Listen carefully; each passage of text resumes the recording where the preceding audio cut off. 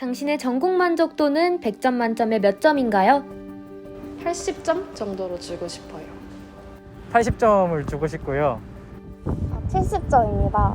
100점은 아니고 99점 정도라고 생각해요. 50점 줄 것 같습니다. 그 이유는 무엇인가요? 전공 안에 이제 여러 가지 전공 필수나 전공 선택 등의 여러 가지 강의들이 있는데 그러한 강의들이 저한테는 되게 많이 와닿아서 취업에 있어서 다양한 분야를 고려할 수가 있다. 그것 때문에 좀 점수를 높게 줬고요. 20점 감점된 이유는 너무 다양한 분야를 공부하다 보니까 전문성이 좀 떨어져서 왜냐하면 일단 취업이 안 된다는 단점이 있긴 한데 저희 과 특성상 이제 전공 필수 과목이 없어서 그만큼 듣고 싶은 다른 과목, 교양 과목들을 많이 들어볼 수 있다는 장점도 있고 제가 못 찾아서 그런지 모르겠지만 취업이라고 해야 되나? 그런 부분에 있어서도 조금 길이 많지 않은 점이 좀 아쉽죠. 내가 어떤 언어 전공을 하면 열심히 성실하게 학교를 다니고 나서 졸업을 할 때쯤이면 이 언어를 막 회화도 되고 뭐 원어민 정도까지는 아니어도 어느 정도 잘하게 되는 상태에서 졸업을 할 것이다 라는 생각에 많은 학생들이 어문 전공을 쓸 텐데 사실 어문은 그렇지가 않고요. 항상 수업을 듣다 보면 이래서 문제가 취업이 안 되는구나 이런 생각이 계속 들기 때문에 저는 그렇게 큰 만족을 못하고 있고. 전공과 관련해 아쉬운 점이 있나요? 뭐 정치, 경제, 뭐 문화 등 다양한 그런 분야들을 학습을 하는 걸 목표로 하고 있는데 저희 전공의 경우에는 일부 수업은 잘 되어 있지만 일부 특정 분야에 대해서는 전공 개설이 잘 안 돼 있어서 그런 부분이 조금 아쉽습니다. 취업 관련돼서 걱정되는 부분은 아무래도 많은 부분에 있어서 많은 기업들이 경제, 경영, 그리고 통계, 행정 이런 부분은 굉장히 많은 계열에서 뽑고 있는데 그에 반해서 사회학 계열은 조금 부족한 부분이 있거든요. 그래서 아무래도 그런 부분을 조금 보완해야 하지 않을까라는 생각이 듭니다.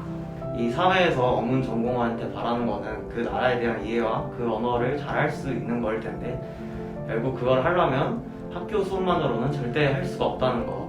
사실 진짜로 학생들이 원하는 거는 학문적인 게 아니라 실제로 이걸 써먹고 싶은 중국어를 배우고 싶은 건데 그런 거를 하는 듯 싶다가도 이제 뭐 문법 수업 같은 거 들어보면 이제 그거를 되게 학문적으로 바라보는 거예요. 진짜 중요한 건 현재가 어떻게 되고 있는 건데 이것도 또 알고 싶으면 자기가 찾아봐야 되는 결국 그래서 이제 학교에서 생각보다 그렇게 큰 도움을 못 받는 이제 그런 상황이 없기 때문에 뭐 다른 어문들도 전 마찬가지일 거라고 생각을 합니다. 그래서 좀 진짜로 현재 오늘에 관련된 거를 배울 수 있는 전공이 열렸으면 좋겠습니다. KBS 조사 결과 고려대학교 학생들의 전공 불만족도는 32.6%에 달했습니다. 이는 우리 학교 학생들만의 고충이 아닙니다. 잡코리아와 알바문의 설문자료에 따르면 약 40%에 달하는 대학생들이 전공에 회의감을 느낀다고 밝혔습니다. 그렇다면 우리 선배들은 이 고민을 어떻게 해결했을까요? 고려대학교 사범대학 체육교육과 10학번 박노준이고요. 제가 사범대학교 체육교육과로 입학을 해서 현재는 소프트웨어 벤처 융합 전공까지는 저희 전공을 들었었고요. 제가 2016년도에 인사이더스라는 학회를 들어가면서 이제 뽀득이라는 서비스를 처음 만들기 시작했고요. 현재는 뽀득 대표 박노준이고요. 통합이라는 카테고리가 제가 이제 대학교를 입학하게 된 사범대랑은 굉장히 결이 다른 어떻게 보면 청크이긴 한데 창업을 선택하게 됐던 건 저 개인적으로는 저는 원래 고등학교 때부터 창업을 하고 싶었었거든요. 그래서 고등학교 때부터 가졌던 이제 하나의 목표는 대학교 졸업하기 전에 창업을 꼭 한번 해보자 라는 생각을 가지고 있었고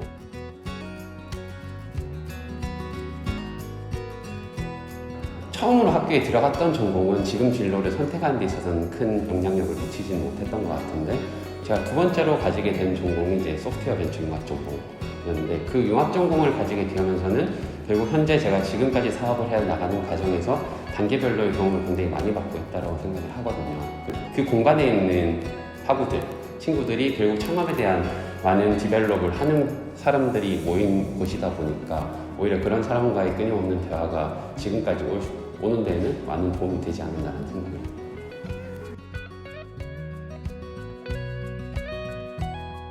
순간순간에 맞는 가치관들이 있는 거고 그 순간에 내가 정말 하고 싶은 것들이 변해가는 것 같아요.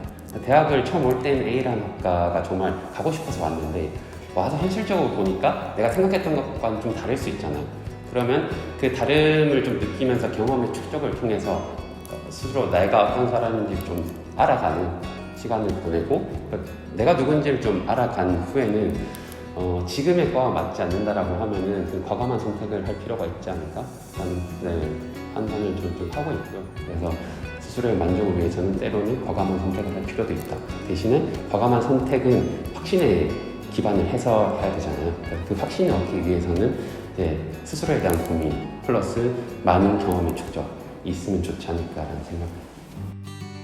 저는 보건정책관리학부를 졸업해서 지금 한국투자공사라는 회사에서 그 사모주식 쪽을 운용하고 있는 07학번 이창원이라고 합니다.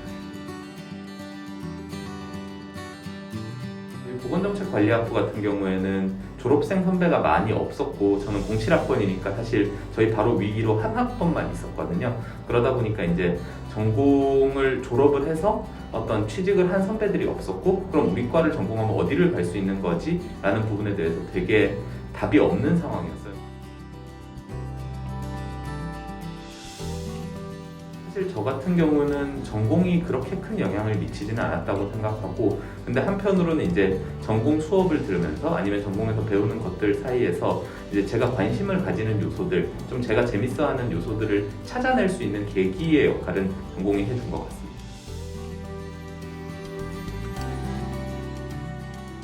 일단 첫째로는 되게 세상이 많이 바뀐 것 같아요. 옛날만 해도 어떤 일은 어떤 전공한 사람만 갈 수 있다. 뭐 저희 때만 해도 저희 투자 업무는 거의 경영한 사람, 경제한 사람만 뽑았었는데 요새는 오히려 투자 쪽에서 이공계를 적극적으로 뽑는다든지 아니면 뭐 꼭 그 경영 경제 아니더라도 다른 분야를 전공한 사람을 뽑는다든지 이런 부분들이 생기면서 내가 이 전공을 했기 때문에 내 커리어가 되게 제약된다. 내 커리어가 막혔다. 이런 생각은 좀 안 했으면 좋겠고요.